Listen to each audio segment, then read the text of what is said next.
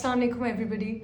This is a very healthy tip which I'm going to give to all life partners and to all people who are in relationships.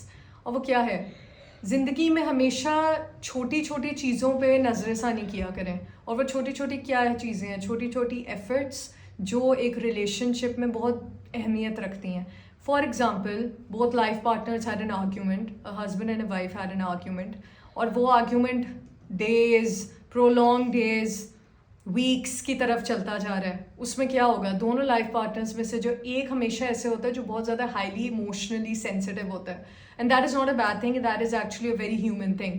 तो जब ऐसा life partner होता है तो उसमें क्या होता है, फीलिंग्स ऑफ अनवर्दीनेस, उसके बाद डिप्रेशन, उसके बाद फीलिंग नॉट स्पेशल, उसके बाद लोनलीनेस, इस तरह की फीलिंग स्टार्ट होना शुरू हो जाती हैं. और जब ये चीज़ें आती हैं ये हमेशा एक रिलेशनशिप को वीकन करती हैं.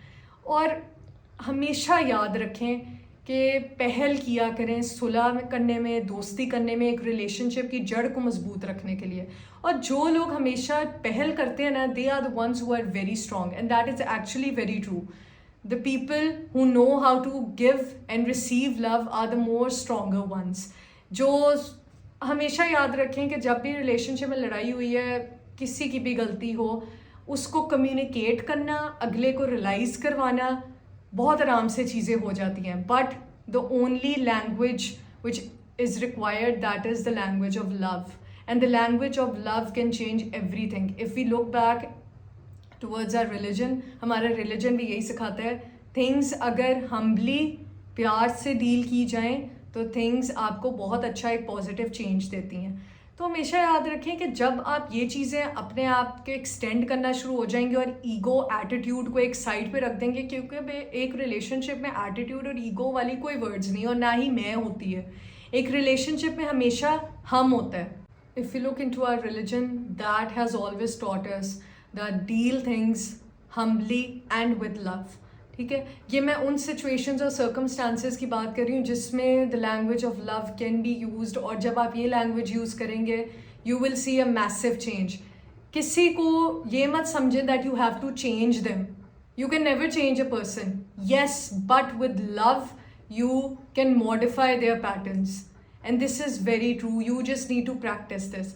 So start practicing, start doing this in your life. That always be the first one to extend love and care towards others. और ये इतना बड़ा impact दूसरे बंदे के माइंड में एक बहुत बड़ा impact आता है आपका.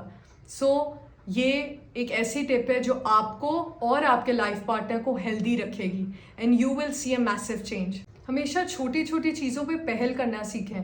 फॉर एग्ज़ाम्पल, हस्बैंड वाइफ एक दूसरे को गिफ्ट्स नहीं देते, एक दूसरे के लिए एफर्ट्स नहीं पुट इन करते, तो जैसा आप अपना लाइफ पार्टनर चाहेंगे ना, वैसा ही आपको नज़र आएगा. जैसे आप उसके बारे में सोचेंगे, आपको वैसे ही वो नज़र आएगा. अगर आप उसको चाहते हैं that she should dress up well or he should dress up well, they should do things according to your own will, you need to put in efforts for that. Buy them gifts, take them out for dinners. ये वो चीज़ें हैं जो जिस तरह आप चाहेंगे वैसे ही हो जाएंगी चीज़ें. जिस तरह परसीव करेंगे, जैसा एक्शन पुट इन करेंगे, वैसे ही चीज़ें नज़र आएंगी. तो ये बहुत सिंपल चीज़ें हैं, ये वो चीज़ें जो आपके दिल से होनी चाहिए.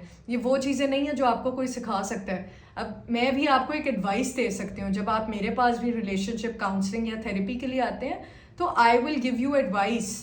I will give you all types of suggestions. I will advise you for the best. But practice किसने करना है? आपने. So think about it.